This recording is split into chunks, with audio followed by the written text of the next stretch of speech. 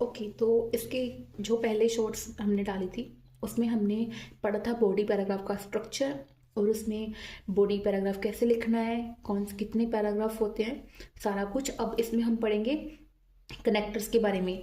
मैंने आपको जो मेथड बताया था वो बताया था टीर मेथड, कि आपने टीर मेथड से अपने आइडिया को एक्सप्लेन करना है। अब हम पढ़ेंगे कि टीर मेथड में अपने कनेक्टर्स को कैसे ऐड करना है। टीर मतलब टॉपिक, सेंटेंस, एक्सप्लेनेशन, एग्जाम्पल और रिजल्ट। और इन सबको लिखने से पहले हमको एक अच्छा सा कनेक्टर ऐड करना होता है।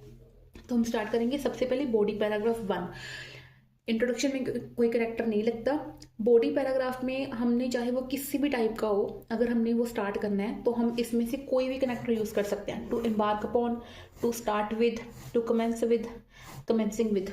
ठीक है, इसको लिखकर आप अपना पैराग्राफ एक्सप्लेन करना स्टार्ट कर सकते हो। इसके बाद आप लिखोगे topic, sentence. For example, commencing with online shopping is really very convenient.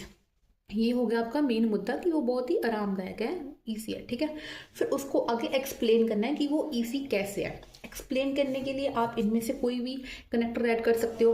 To be more precise, to explain it, to elaborate it in detail. इनका मतलब यही है कि आपने जो लिखा है अब आप उसको एक्सप्लेन करने जा रहे हो।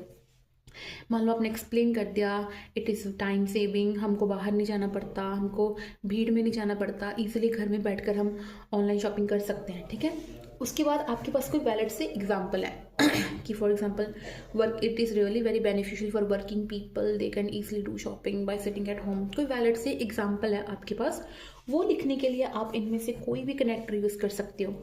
To exemplify, for example, to cite and epitome, सबका मीनिंग सेम ही होता है कि अब आपने जो एक्सप्लेनेशन दी थी उसको आप उदाहरण के तौर पे लिखने जा रहे हो।